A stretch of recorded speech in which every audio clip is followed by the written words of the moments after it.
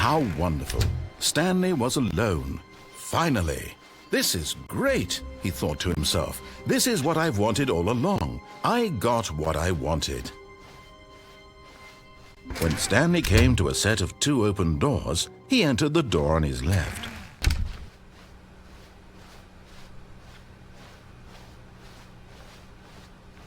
Yet there was not a single person here either. Feeling a wave of disbelief, Stanley decided to go up to his boss's office, hoping he might find an answer there. Stanley stepped into the broom closet, but there was nothing here, so he turned around and got back on track.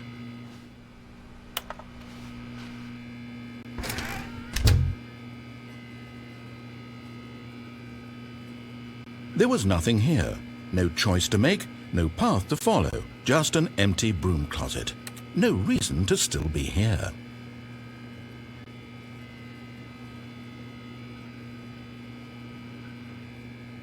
It was baffling that Stanley was still just sitting in the broom closet. He wasn't even doing anything. At least if there was something to interact with, he'd be justified in some way. As it is, he's literally just standing there doing sweet FA.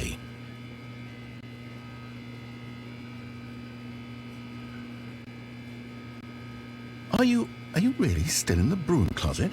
Standing around doing nothing? Why? Please offer me some explanation here. I'm genuinely confused.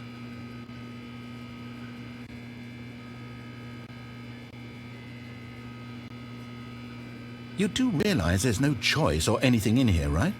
If I'd said Stanley walked past the broom closet, at least you would have had a reason for exploring it to find out.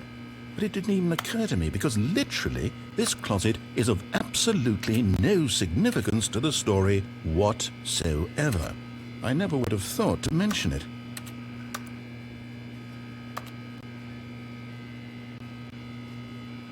Maybe to you this is somehow its own branching path.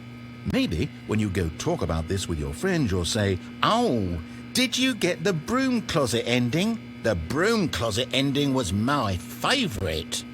I hope your friends find this concerning.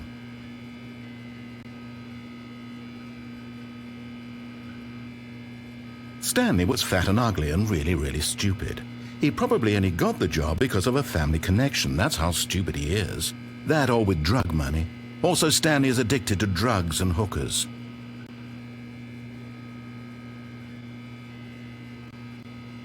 Well, I've come to a very definite conclusion about what's going on right now. You're dead. You got to this broom closet, explored it a bit, and were just about to leave because there's nothing here, when a physical malady of some sort shut down your central nervous system and you collapsed on the keyboard. Well, in a situation like this, the responsible thing is to alert someone nearby so as to ensure that your body is taken care of before it begins to decompose. Hello? Anyone who happens to be nearby? The person at this computer is dead.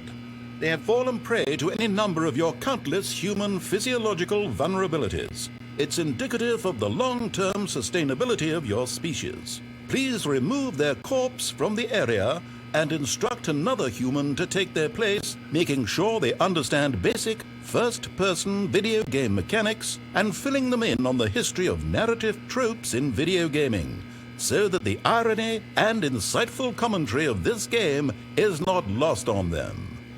All right, when you've done that, just step out into the hallway. Ah, second player, it's good to have you on board. I guarantee you can't do any worse than the person who came before you. You too? Unbelievable.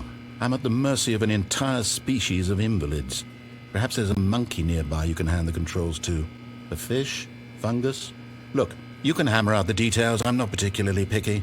I'll just be waiting for when you're ready to pick up the story again.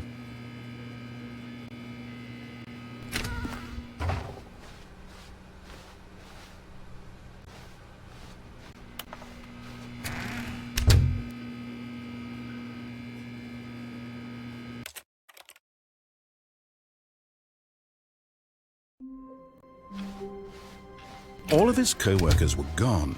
What could it mean? Stanley decided to go to the meeting room. Perhaps he had simply missed a memo.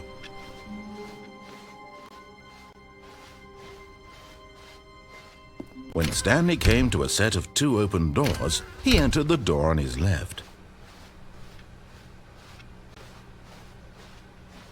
Yet there was not a single person here either. Feeling a wave of disbelief, Stanley decided to go, oh no, not again. I won't be part of this. I'm not going to encourage you. I'm not going to say anything at all. I'm just going to be patient and wait for you to finish whatever it is you enjoy doing so much in this room. Please take your time.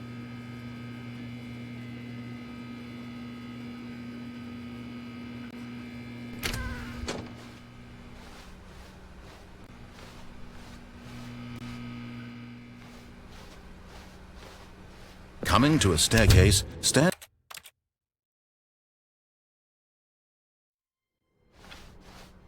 all of his co-workers were gone. What could it mean? Stanley decided to go to the meeting room. Perhaps he had simply missed a memo.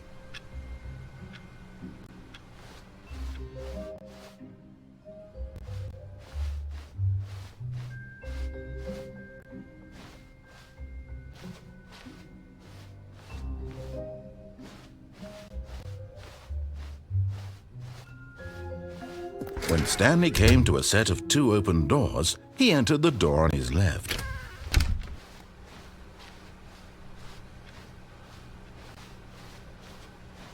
Yet there was not a single person here either. Feeling a wave of disbelief, Stanley decided to go up to his boss's office, hoping he might find an answer there.